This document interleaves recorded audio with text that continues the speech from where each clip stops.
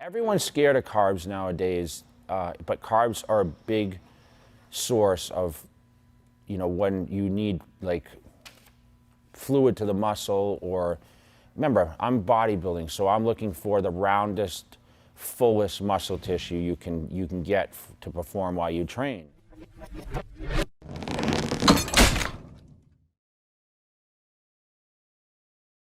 All right, my name is Jay Cutler. I'm a 4-time Miss Olympia.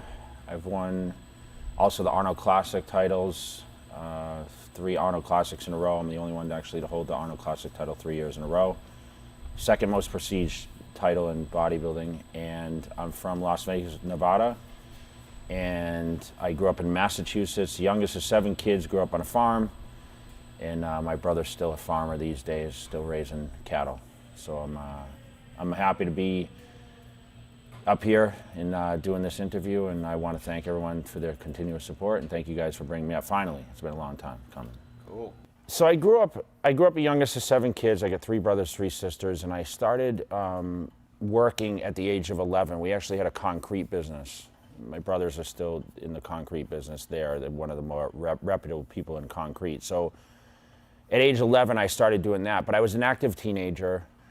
I actually picked up a magazine at 12 years old, and I saw a picture of Chris Dickerson, who was a former Mr. Olympia, and that's when I said I want to look like this. And of course, being a kid, you marvel over like superheroes, and you want to look like, Superman or whatever.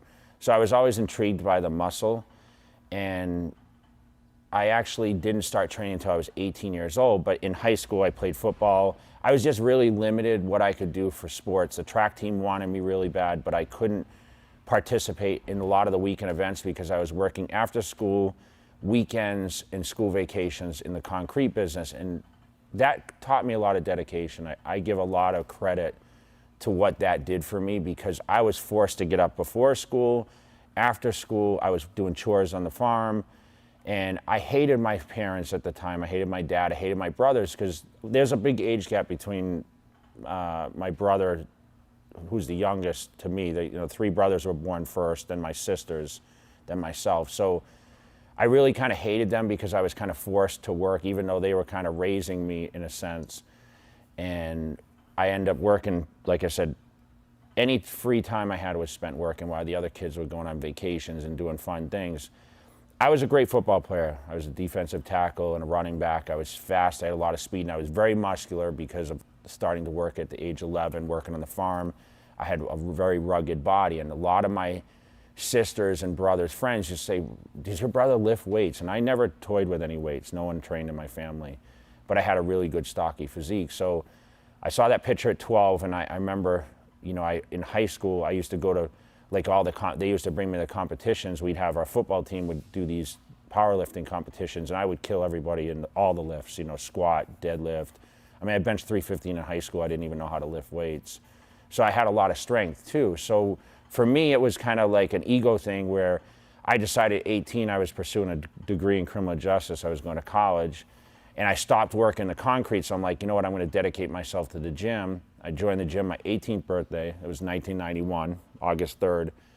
I saved up $300 and I put a membership down at Gold's Gym in Worcester, Massachusetts, and that's when I started my quest in bodybuilding. Although I didn't know anything about lifting weights, I kind of sat and watched and learned, and at the time it was just magazines. So I would pick up scrap magazines at the gym and I would learn. I tried to get a lot of people to help me, but no one would really give me the attention because I was just a young kid that, had a decent physique, athletic physique, but no one really wanted to give me the advice. So I kind of watched how everyone did everything wrong, because that's how everyone trains at most gyms. And I was the kid that if I saw any leg equipment in there, I would do every leg machine, every chest machine, every shoulder machine.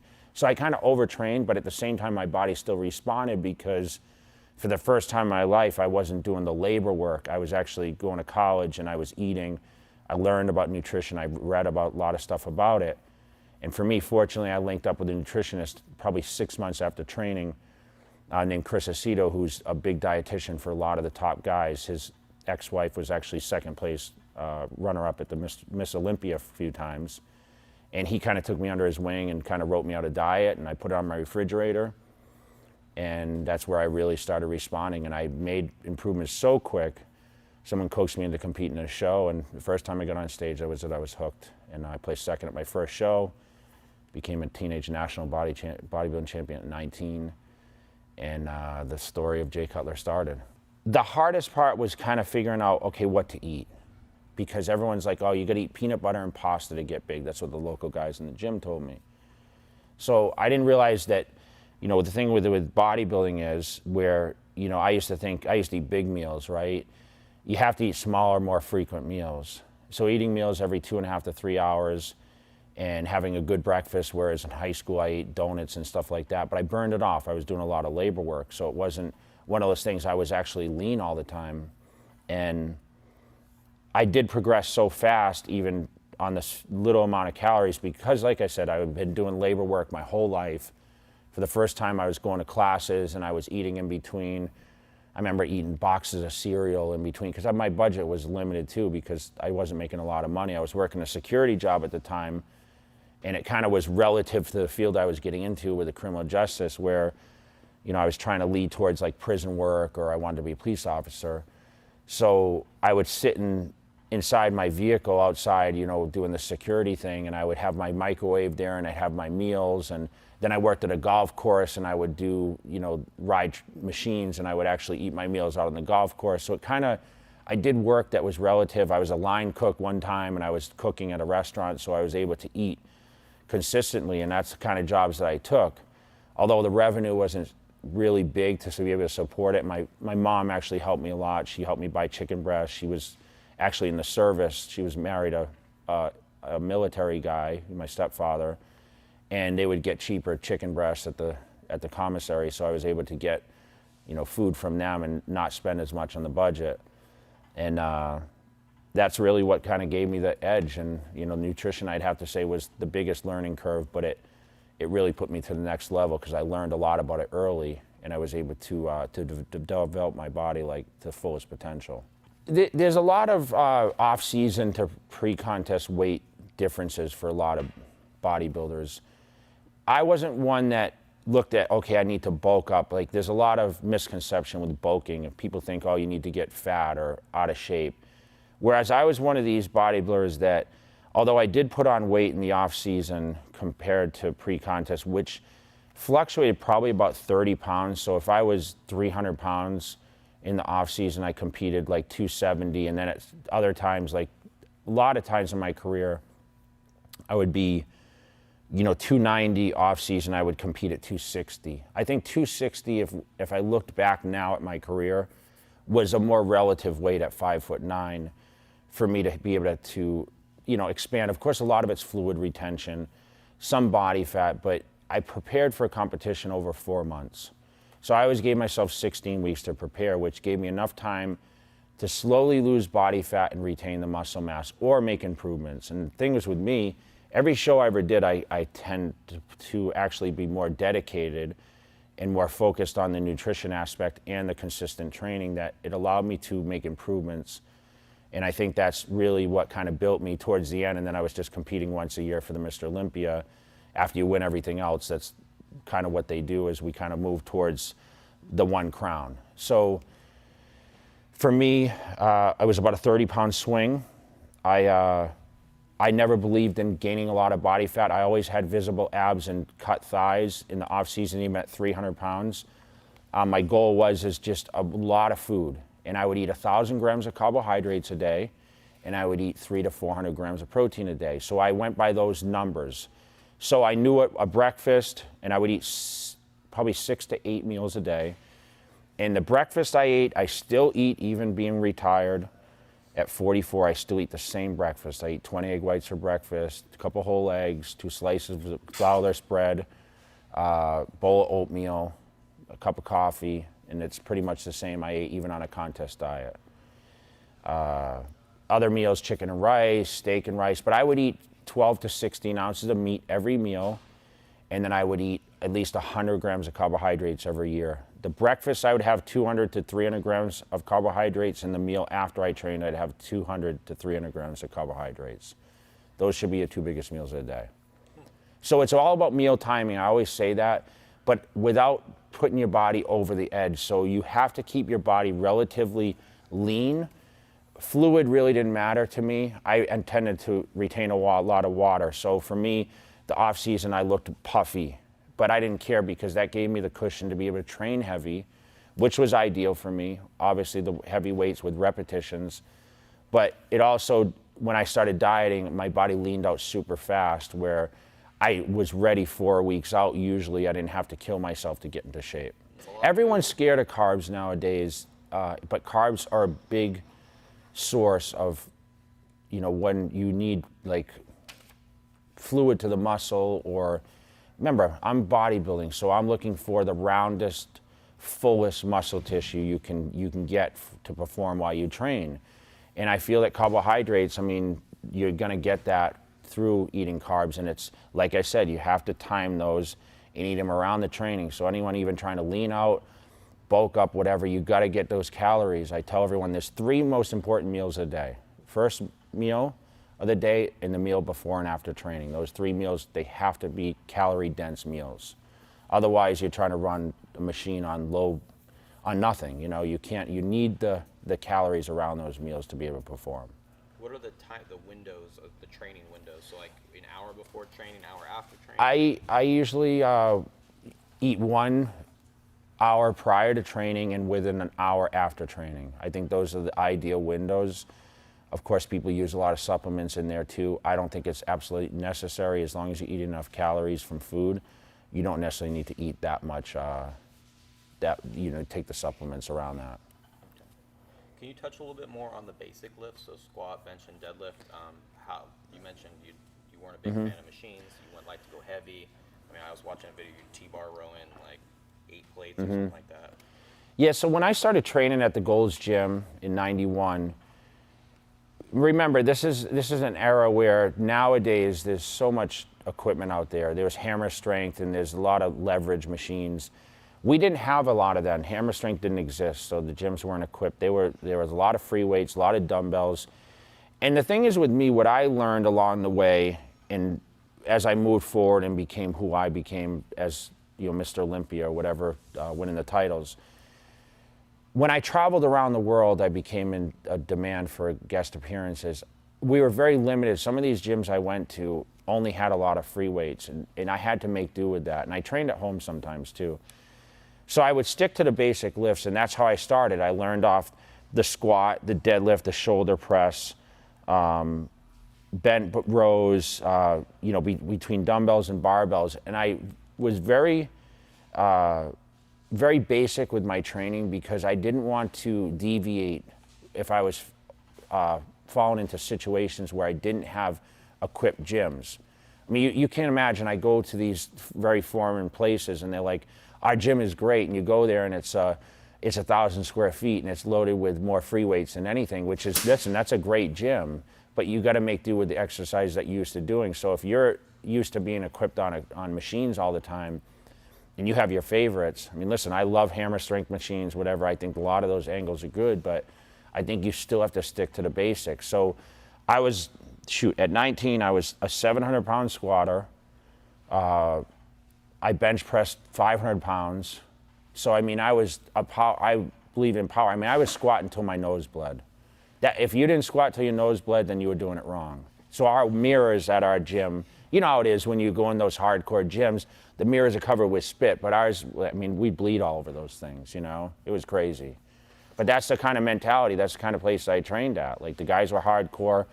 We wrapped our knees, we got that weight up there, and trust me, I had my scares, my strains or whatever. I never had a leg injury, but I realized after time that, hey, I didn't need to go that heavy, but I loved the going in there and just killing it and having the strength, But I realized the 1 rep stuff isn't going to get me to the Olympia stage, and that's where I focused on the 10 to 12 repetitions. That's awesome.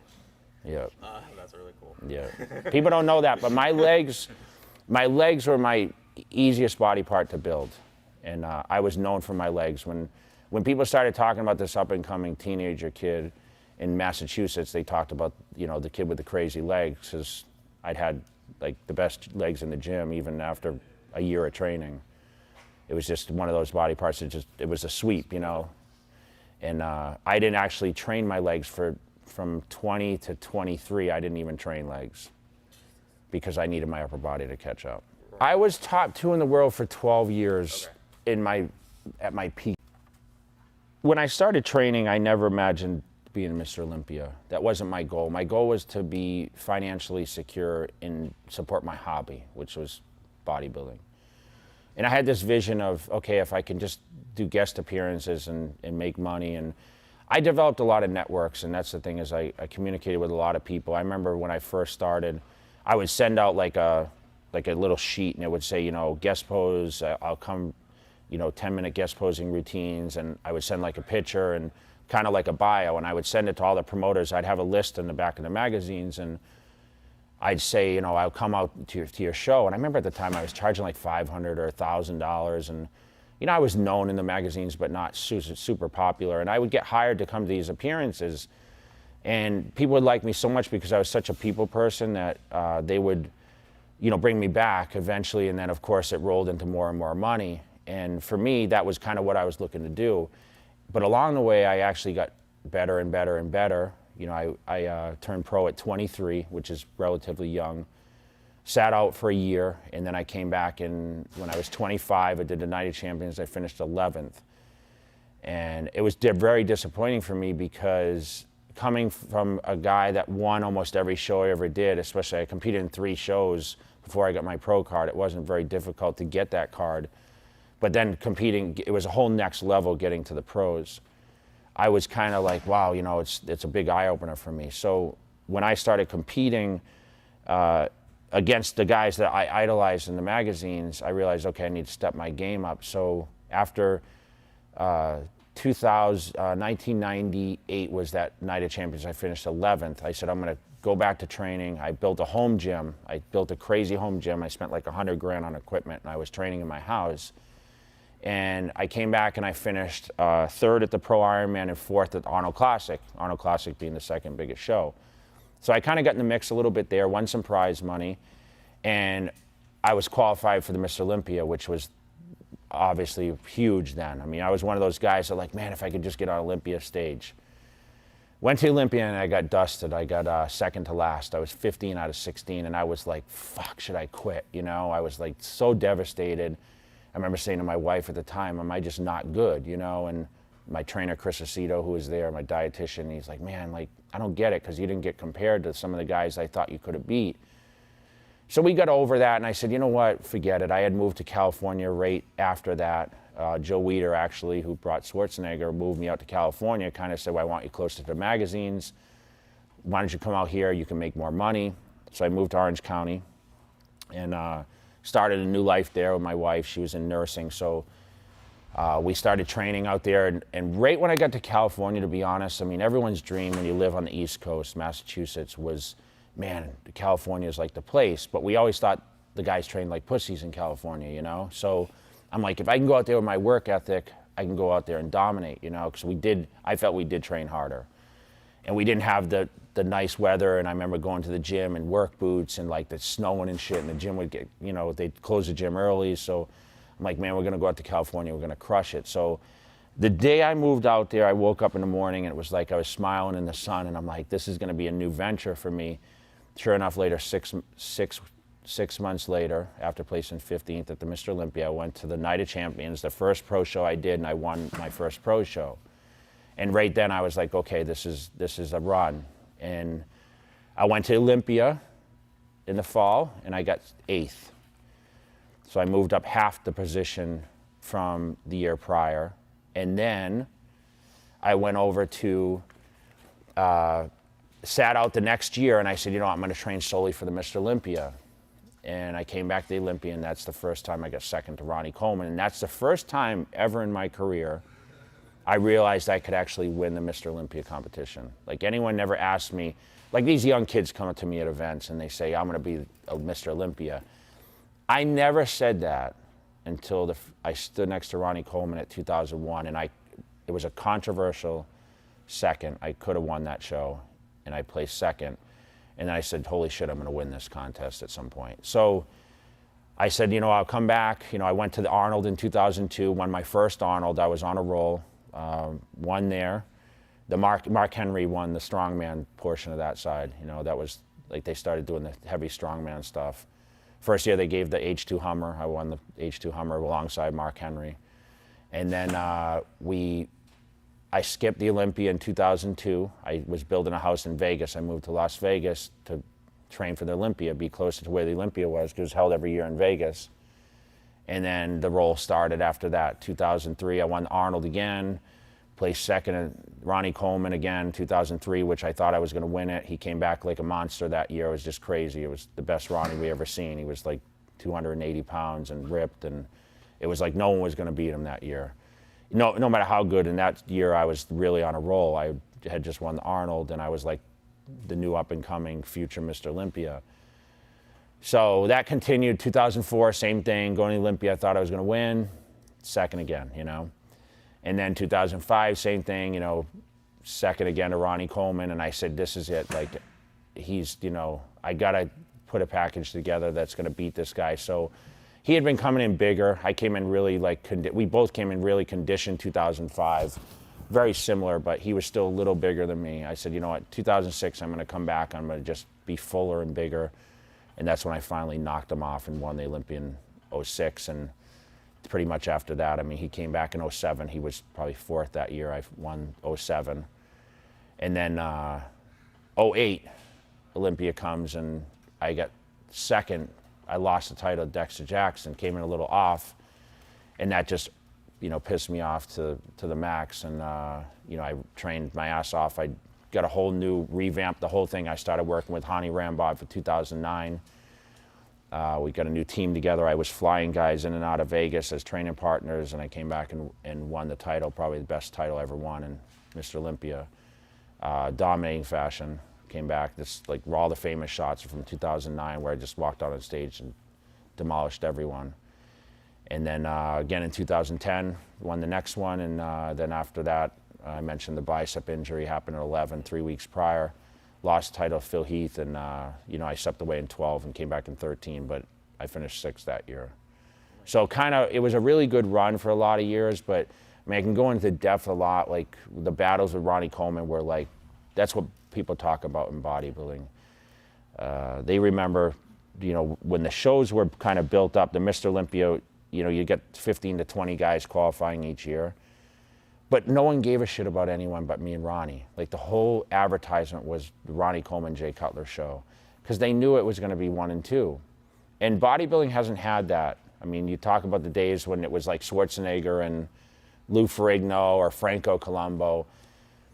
There's never been that rivalry like that. And I think that's what bodybuilding misses nowadays, because we were like the guys that it was for sure we were going to be the 1-2 guys.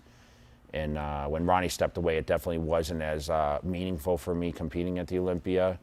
A lot of new guys were coming in, and I remember every year it was like, oh, this guy's coming up, and then there was another guy, and then they didn't follow through. So as a champion, you're always dealing with people on the up and coming, right? But I didn't give a shit. I was just like, you know, I'm coming for what's mine, and I knew I had work to get there. And I had a great run. I mean, it was top 2 in the world for 12 years, and you know, not many people can say that. If there was no Ronnie Coleman, I'd probably be the record holder at this point. But I was battling probably the greatest Mr. Olympia we ever seen. Best body. I mean, he was a power trainer. I mean, he was a guy that, I mean, he squatted 800 pounds, and, you know, he'd bench press, you know, 500 pounds for 12 repetitions. I mean, pretty easily. So, like, he was probably one of the strongest, if not the strongest, bodybuilder ever. And it took some toll on his body. I mean, he's had a few injuries since then, but for me, it was always the repetitions, and yes, I trained hard and heavy, but you know, winning those titles, it's not easy. You have to build the density. I mean, I always say density is like the key to becoming the best bodybuilder, and that means a lot of depth of physique, and that's years and years of training, consistent training. So I've stepped away from this fall will be 5 years I've stepped away from the bodybuilding stage, and a lot of these fans out there still want to see a comeback, because there's been a lot of comebacks in bodybuilding. And for the past 5 years, I've been working in the supplement industry. I've been on the show promotional side for the amateur divisions, a lot of NPC. I have like 5 NPC shows that carry my name. But I'm still out there every weekend promoting, and that's the thing is, when you compete for as long as I did and you become so popular, people still want to see you. And I didn't get to travel to every place because I was so regimented in what I was doing, and I lived like what I call a boxy lifestyle. So my day was eating, sleeping, training. I didn't travel at all when I trained for the competition. So for 4 months, I wouldn't do anything.